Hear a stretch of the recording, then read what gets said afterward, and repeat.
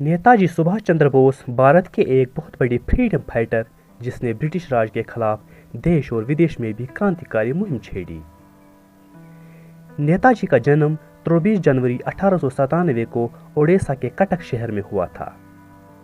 उनकी एजुकेशन कटक के Ravindra collegiate school, Kolkata के प्रेसिडेंसी कॉलेज और कैम्ब्रिज यूनिवर्सिटी में हुई।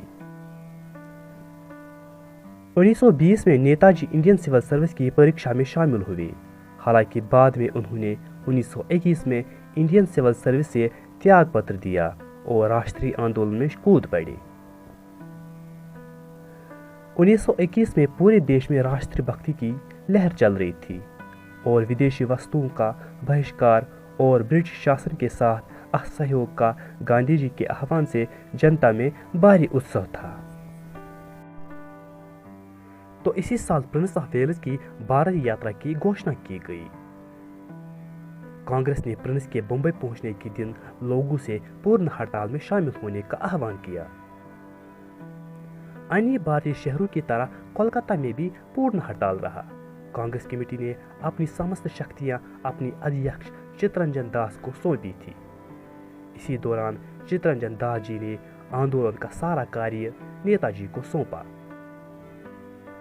1928 में मोतीलाल नेहरू की प्रेसिडेंटशिप में भारतीय राष्ट्रीय कांग्रेस का कोलकाता सेशन में नेताजी एक राष्ट्रीय आंदोलन के बहुत बड़े युवा प्रवक्ता के रूप में उभरे थे।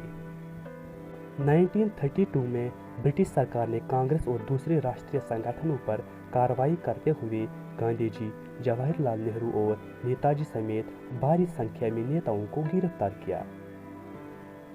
जेल में नेताजी की सेहत इतनी बिगड़ गई कि उन्हें 1 साल ही के दौरान सेहत के बुनियाद पर रिहा किया गया और उन्हें भारत छोड़कर यूरोप जाना पड़ा। वहां पर नेताजी ने भारत और यूरोप के दरमियान राजनीतिक और सांस्कृतिक संबंधों को बढ़ावा देने के लिए कुछ यूरोपीय देशों में केंद्र स्थापित किए और दूसरी तरफ ब्रिटिश सरकार ने उन्हें भारत आने पर रोक लगाई थी। लेकिन उसका उल्लंघन करते हुए 1936 में भारत आकर उन्हें फौरन गिरफ्तार किया गया और उन्हें 1 साल की सजा सुनाई गई। 1937 में उन्हें खराब सेहत के कारण बिना कोई शर्त रिहा किया गया।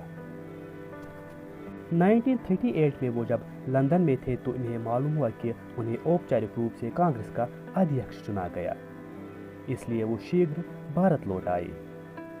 अप्रैल 1939 में नेताजी ने कांग्रेस की अध्यक्षता से त्यागपत्र देकर और मई 1939 में कांग्रेस के भीतर ही फॉरवर्ड ब्लॉक बना दिया। 1941 में नेताजी अपना भेष बदलकर दिल्ली पहुंचे और पेशावर के लिए रेलगाड़ी में सवार हो गए।